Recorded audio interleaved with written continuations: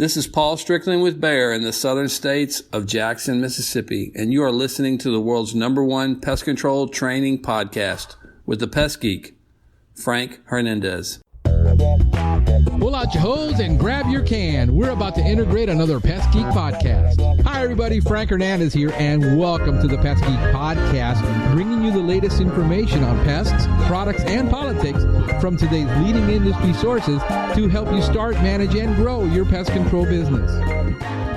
Hey, welcome back. Welcome back to another edition of the Pest Geek podcast. I am Frank Hernandez, your Pest Geek, here discussing all things pest. We want to remind our audience to join in on the revolution. That's right, join in on the conversation, be part of the society. Pest Geek Podcast Listeners Group on Facebook. And we're on YouTube, we're on the web, pestgeekpodcast.com. Check out there the notes, everything that we put into the podcast. They're all on there. And now for today's topic. This is James Rodriguez on the Pest Geek Podcast.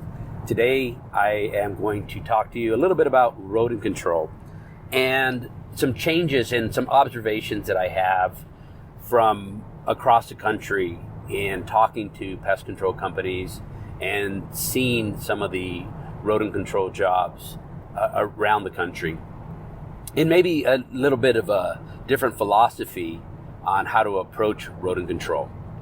And here's why. And here's what prompted these thoughts as I'm driving here, headed back to Vegas. The industry is having a really great season with rodent control. I mean, it's up everywhere that I've gone. I've been to a ton of seminars over the winter and then in the beginning of the new year. And I ask people, what's going on with your rodent control program? Oh, I'm having the best year ever. Well, what does that say about the neighborhoods, about rat populations in these cities? If you're having a really good rodent season year after year, populations of rodents, especially, I'm going to focus on rats, but it's growing around the country, and rats are becoming more persistent, and we're out there and we're killing a lot of rats, and we're trapping a lot of rats out. But what does that say about the neighborhoods that we're servicing? What does that say about the cities that we live in? And here's an observation. Rat control is, for the homeowner, has become more challenging, or they just don't want to do it anymore. Their philosophy may have changed. They want to hire a professional if they can afford it. Rodent baits have gotten more expensive. The packaging has gotten different, has changed over the years because of the Risk Mitigation Act. They've taken second generations, which is a really, really good bait, and we know that because we use it in the pest control industry. They're really good baits, and they've taken them out of the public hands, and they've given them a first generation, which takes a little more. We make a first generation bait for the professional. It's our JT Eaton bait block and our JT that's peanut butter scented and our JT Eaton apple scented block. So, and we were the first ones to bring a block to market. So anyway, that said, the homeowners are using stuff where rats have to eat a little bit more. They don't like seeing the rats anymore dead.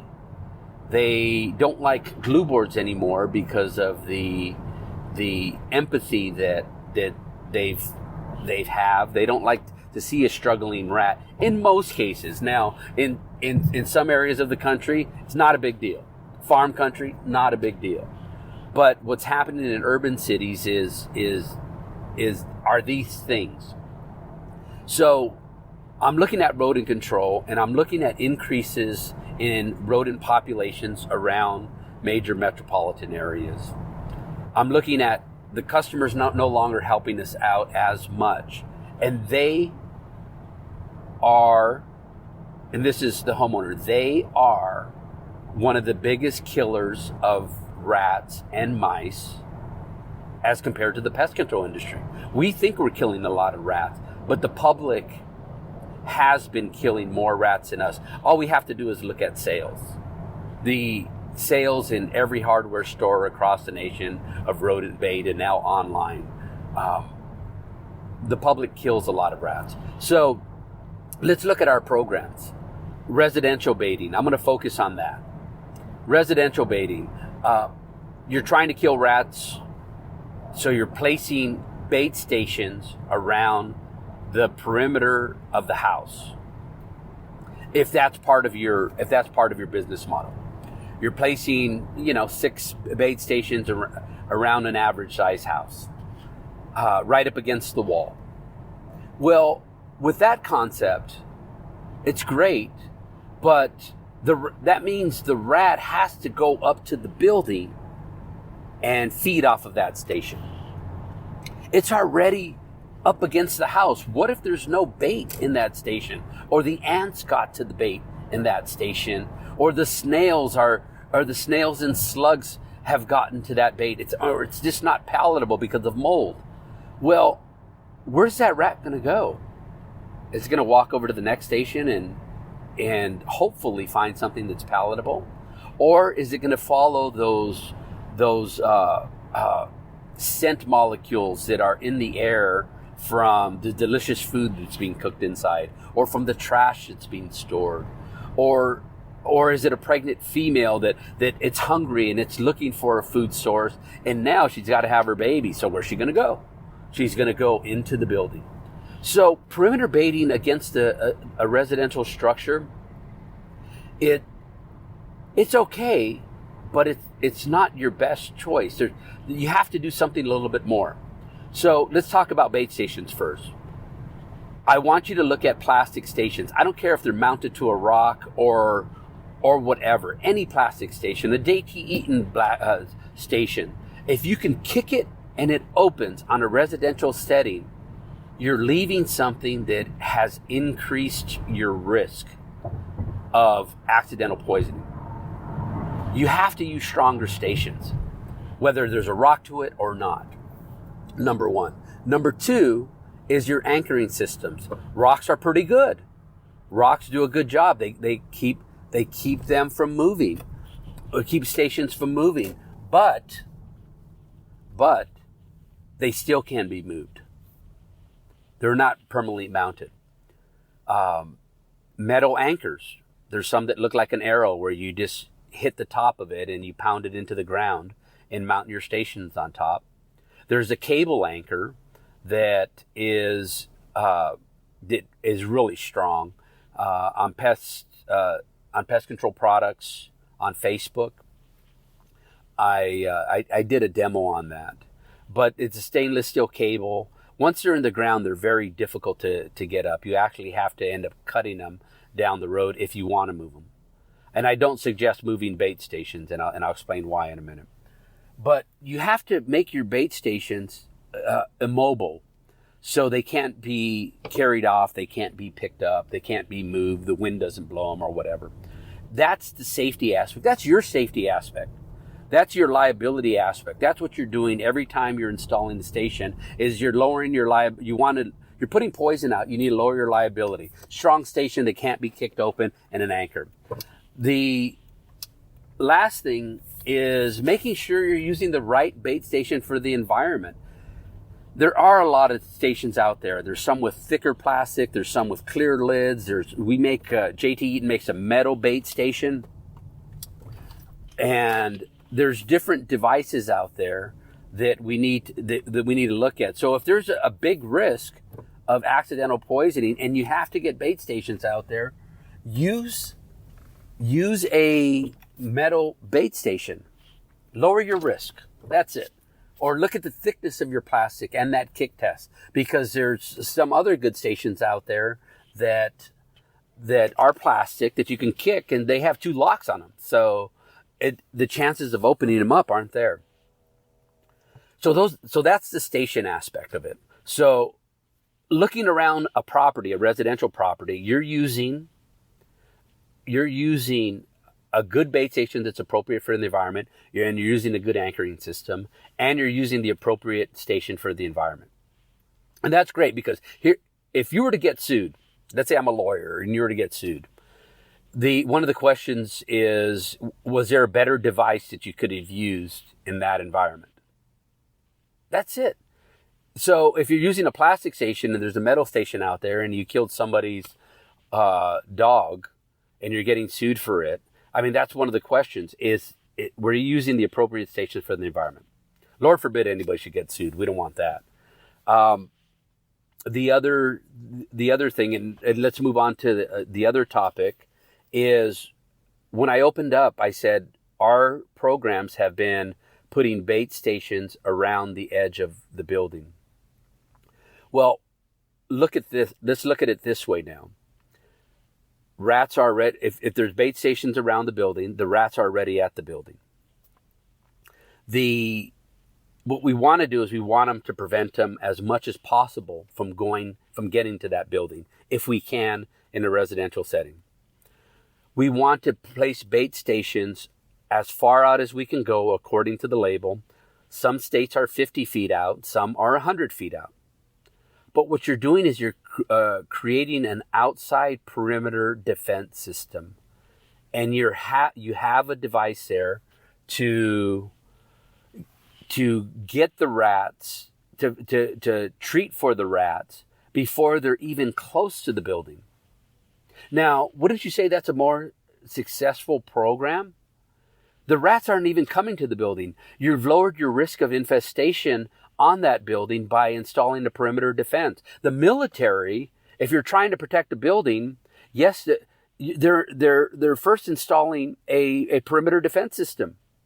Your alarm system, they're around a house. There's a perimeter defense system. You have your lights, you have other stuff to try to keep people out of your yards, or away from your buildings as much as possible.